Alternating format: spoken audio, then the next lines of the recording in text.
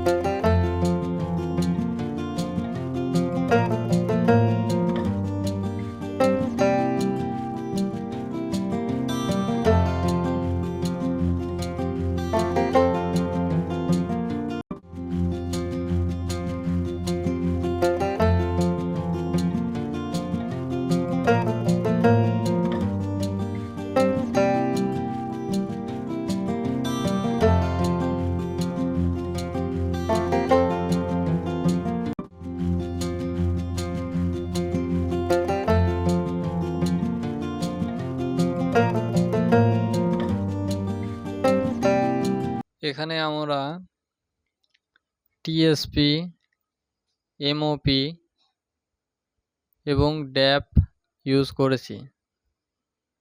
সারগুলো ভালোভাবে মিক্সড করতে হবে যেন একটার সাথে আরেকটা ভালোভাবে মিশে যায়। সারের ভিতর যদি গুটি থাকে তা ভেঙে দিতে হবে।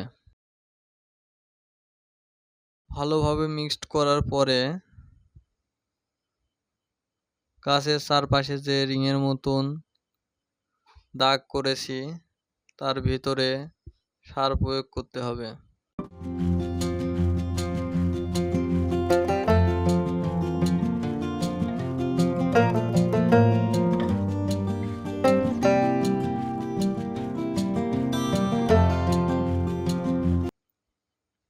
সার প্রয়োগ করার শেষে মাটি দিয়ে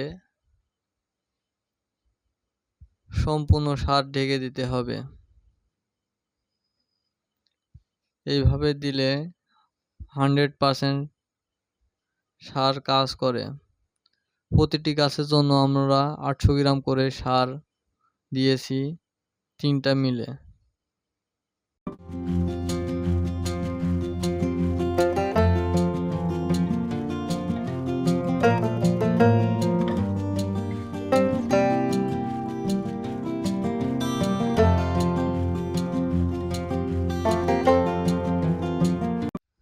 ভাদ্র মাসে এভাবে সার প্রয়োগ করলে ইনশাল্লাহ বাম্পার ফলন দেবে।